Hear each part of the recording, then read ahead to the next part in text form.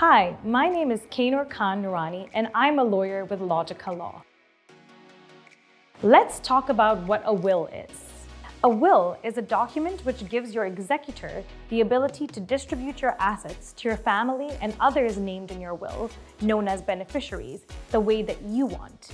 It only comes into effect after you die. If you have an asset in your name, even just one bank account, it is important to get a will so that everyone, including your bank and your loved ones, know who's in charge of distributing your assets and making sure that everything you have goes to the people that you want it to. If you own real estate or have children, you definitely should have a will. In British Columbia, a will maker must be over the age of 16 and of sound mind. You can include almost any wishes you would like to be carried out when you pass away, from who your money should go to, who can continue to live in your home, who you want to give specific gifts to, and if you have children, a will also governs their guardianship while they're minors and what age they are to receive funds. You can also include funeral wishes. While the Wills, Estates and Succession Act has provisions about how an estate is distributed when the person passes away without a will, there are stipulations about the amounts which go to each person depending on what your family looks like. Your will allows you to choose how and in what proportions your spouse and children will receive their gifts. There are also things that you can do to ensure that your assets pass outside of your will. For example, owning property as joint tenants, or naming each other as beneficiaries of investment accounts and of insurance policies. But even if you do these things, you should still have a will. You can build a will yourself or use an online kit.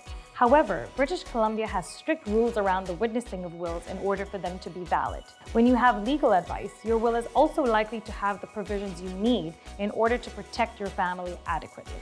What happens if you're in an accident and need to sell your home to help your family, but you cannot sign any documents to approve this? A power of attorney can be a very powerful personal planning tool, allowing a person of your choosing, known as your attorney, to make financial and property decisions for you while you are alive.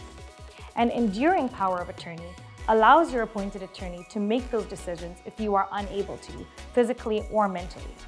If you don't have enduring power of attorney, your loved ones would have to incur significant legal fees applying to court to obtain an order, providing them with the power to manage and the authority to manage your affairs, like selling your home. It can become a very expensive and a very long process. When it comes to your medical wishes, instead of just letting your family know what your wishes are, you should have a representation agreement drafted. This is a document that allows you to authorize somebody else, known as your representative, to make decisions relating to your healthcare while you're still alive. It is a particularly important estate planning tool if you have specific requests about your end-of-life wishes.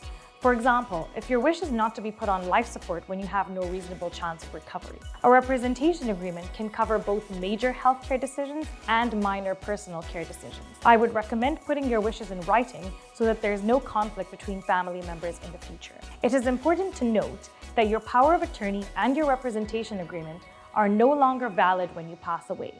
And once you're deemed mentally incapable, you cannot sign a will, power of attorney, or a representation agreement. If you have any questions or need some help with your estate plan, please feel free to contact me.